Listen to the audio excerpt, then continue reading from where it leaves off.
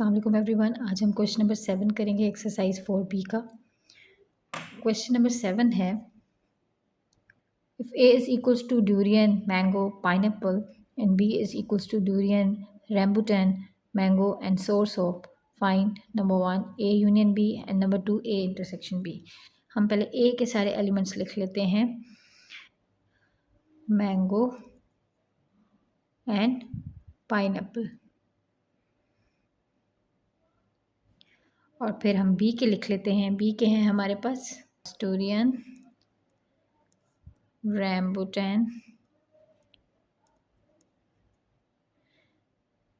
rambutan, mango and source of। ठीक है जी, ये हमारे पास B है। अब हमने फाइंड क्या करना है, नंबर 1 फाइंड करना है हमने A यूनियन B। तो जब यूनियन आ जाता है A यूनियन B तो हमारे पास दोनों जो हैं वो सारों के सारे मिल जाते हैं। इसके पहले मैं लिख लेती हूँ A के, और फिर उसके बाद मैं B में से वो लिखूँगी जो A के साथ कॉमन नहीं थे। यानी डूरियन था तो मैं लिख चुकी हूँ, रैम्बुटान नहीं था तो वो मैं लिख लेती हूँ, और सोर्स ऑफ क्योंकि मैंगो मैं लिख चुकी हूँ। तो जितने भी दोनों में हैं वो हम सारे के सारे यूनियन में लिख देते हैं। और अगर हमें फाइंड करना पड़ जाता है A इंटरसेक्शन B, तो हमने उसमें सिर्फ कॉमन लिखने होते हैं। तो दोनों में कौन कौन से कॉमन है, डूरियन कॉमन है एंड मैंगो कॉमन है। तो A इंटरसेक्शन B आपके पास सिर्फ डूरियन एंड मैंगो आएगा। सो this is your answer. Question number 8 देखते हैं, find the union and intersections of each of the following pairs of set. अब आपको डिफरेंट पेयर्स ऑफ सेट दिए हुए हैं। ए में हमारे पास A है 3, 6, 9 एंड 12, और B है 6, 8 एंड 9। तो हमारे पास जब A का हम जब इनका यूनियन फाइंड करेंगे तो हमारे पास A यूनियन B हो जाएगा। तो वो हो जाएगा हमारे पास 3, 6, 8, 9 एंड 12। ये हो जाएगा इनका A यूनियन B। और अगर A इंटरसेक्शन B की बात आएगी तो इसमें हमारे पास कॉमन क्या है, सिर्फ 6 है एंड 9 है। तो इंटरसेक्शन B ये हो जाएगा और A यूनियन B ये हो जाएगा। अब पार्ट B में देखते हैं। पार्ट बी में आपके पास C गिवन है, A, B, X and Y, and D given है M, N, O and P। अब हम जब इनका यूनियन लेंगे C यूनियन D, तो वो हमारे पास आएगा, सारे लिख देंगे हम A, B, X, Y, M, N, O, P। और अगर मैं इनका इंटरसेक्शन लूँगी तो आप देख सकते हैं कि इंटरसेक्शन इनमें कुछ भी कॉमन नहीं है। तो इनका इंटरसेक्शन क्या आएगा, एम्प्टी सेट। ठीक है जी, this is your answer. Part C देखते हैं। पार्ट सी में हमारे पास ई है मंकी, गोट एंड लायन, और हमारे पास एफ है टाइगर एंड गोट। अब जब हम इन दोनों का यूनियन लेंगे तो हमारे पास सारी चीज़ें आ जाएंगी, monkey, goat, lion and tiger. और ये वाला गोट हमारे पास पहले से गोट लिखा हुआ इसलिए नहीं लिख रही। और हम जब इंटरसेक्शन लेंगे तो हमारे पास सिर्फ कॉमन आएगा जो कि दोनों में क्या है, goat. So this is your answer. इसी तरह पार्ट डी देखते हैं। पार्ट डी में हमारे पास एक जी है, A, M, K, Y, और एक H है हमारे पास जो कि है हमारे पास एम्प्टी सेट। ठीक है, तो ये हमारे पास G हमारे पास हो जाएगा, G यूनियन H हमारे पास हो जाएगा A, M, K, Y, और G इंटरसेक्शन H है हमारे पास। अब दोनों में कॉमन क्या है, एक एम्प्टी सेट ही कॉमन है, तो एम्प्टी सेट ही हमारा इसका इंटरसेक्शन होगा। सही है, so this is your answer. Question number 9 देखते हैं। It is given that universal is x where x is a positive integer less than 16, I is x where x is a multiple of 4 and J is X where X is a factor of 8. Part A है list all the elements in universal in I and in J in set notation. Part B है draw a Venn diagram to represent the sets universal I and J. और part C है from the Venn diagram find I union J का complement and second part है आई intersection जे का complement. ठीक है जी।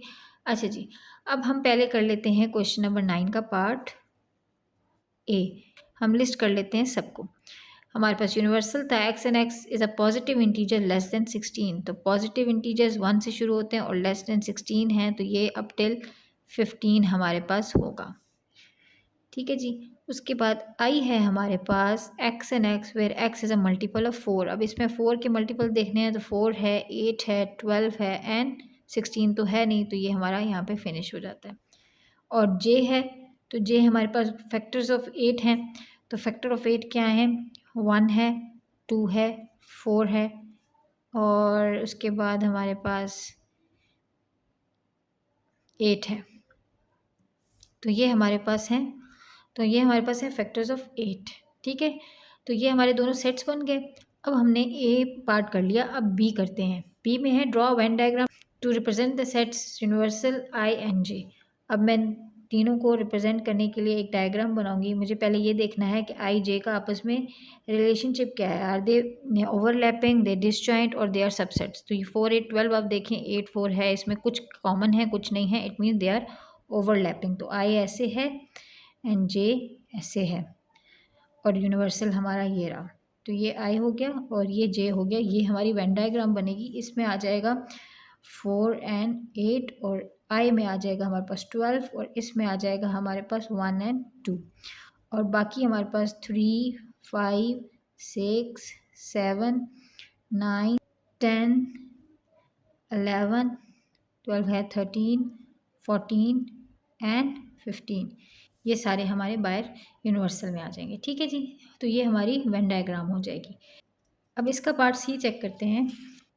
अच्छा, 9 का जो ये पार्ट सी है, from the Venn diagram find I union J और उसका फिर जो है ना ओवरऑल कॉम्प्लीमेंट। तो देखें आई यूनियन जे, पहले हम आई यूनियन जे की डायग्राम बना लेते हैं। यहाँ पे आई यूनियन जे की डायग्राम ऐसे ही बनेगी जैसे वो ऊपर वाली है और इसको मैं ऐसे करूँगी, ऐसे करूँगी। 4 है, 8 है, 1 2 है और 12 है और बाकी सारे 3 5 6 7 9 10 11 12 13 14 एंड 15 सारे बाहर हैं। तो इनकी जो डायग्राम बनेगी वो हमारे पास, तो इसकी जो शेडिंग होगी वो हमारे पास हो जाएगी, यूनियन है आई यूनियन जे, तो आई और जे दोनों हमारे पास शेड हो जाएंगे। जब भी हमें कोई एक चीज़ फाइंड करनी होती है, जैसे हमने फाइंड करना है आई यूनियन जे का कॉम्प्लीमेंट, तो अगर हमारे पास 2-3 चीज़ें इकट्ठी आ रही हों, पहले यूनियन भी आ रहा है फिर कॉम्प्लीमेंट आ रहा है, तो इस पूरे यूनियन का कॉम्प्लीमेंट आ रहा है, तो मैंने पहले यूनियन की डायग्राम बना ली हमने और करना भी हमने वन डायग्राम्स के साथ था। अब हमने जब यूनियन की कर ली तो अब इस यूनियन की डायग्राम को देखते हुए हमें कॉम्प्लीमेंट निकालना है। अब कॉम्प्लीमेंट क्या होता है कि जो भी आप जिसका भी कॉम्प्लीमेंट ले रहे हैं उसमें जो वैल्यूज़ है उनको छोड़ के उसके अलावा जो यूनिवर्सल में है वो आपका कॉम्प्लीमेंट है। ठीक है, तो आपका कॉम्प्लीमेंट, फिर कॉम्प्लीमेंट की डायग्राम क्या बन जाएगी, कॉम्प्लीमेंट के लिए फिर हमारा आई, कॉम्प्लीमेंट के लिए फिर हम आई और जे को छोड़ के बाकी सारा कर देंगे, क्योंकि आई यूनियन जे में जो आंसर था वो ये था, तो इसको छोड़ने के अलावा बाकी वो सारा कॉम्प्लीमेंट में आता है जो उसमें यूनिवर्सल में होता है। तो यूनिवर्सल में इन दोनों के अलावा ये सारा एरिया है, तो हमारा जो कॉम्प्लीमेंट लेंगे तो हम ये सारा एरिया शेड करेंगे। तो ये हमारी आई यूनियन जे कॉम्प्लीमेंट की डायग्राम बन जाएगी। ठीक है जी। और अगर हम इसको वर्डिंग में लिखना चाहें तो हम इसको वर्डिंग में ये लिख सकते हैं, आई यूनियन जे का कॉम्प्लीमेंट हमारे पास आ रहा है 3 5 6 7 9 10 11 13 15 14 15, तो 15 तक था, तो ये हमारे पास ये आ रहा है। ठीक है जी, ये हमारे पास ये आएगा। ठीक है जी।